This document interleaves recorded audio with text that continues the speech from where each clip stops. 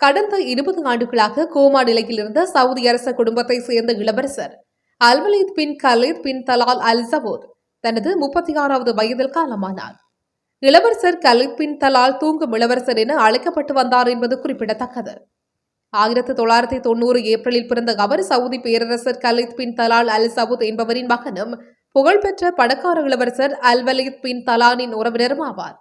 2005ஆம் ஆண்டு லண்டனில் ராணுவ கல்லூரியில் படித்துக் கொண்டிருந்த 15 வயதில் அவர் கடுமையான சாலை விபத்தில் சிக்கினார். இதில் தலையில் கனமான காயங்கள் மற்றும் உட்புற இரத்த கசிவு ஏற்பட்டது.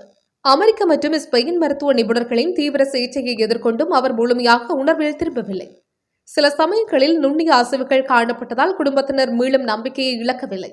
அவரது தந்தை இளவரசர் கலீத் உயிர்காப்பு உதவியை நீக்க வேண்டுமென்ற மருத்துவ ஆலோசனைகளை நிராகரித்து இறைவனின் மருத்துவத்தில் நம்பிக்கை வைத்து 20 ஆண்டுகள் மகனை அனுதினமும் பராமரித்து வந்தார். குர்ஆன் ஓதும் சத்தத்துக்கு இளவரசர் அல்வலீத் சற்றை பதிலளிக்கும் காணொளிகள் சமூக ஊடகங்களில் பரவியிருந்தன. இந்நிலையில் அவர் சவுதி அரேபியாவில் உள்ள சிறப்பு மருத்துவமனை ஒன்றில் காலமானார் என அதிகாரப்பூர்வமாக அறிவிக்கப்பட்டுள்ளது.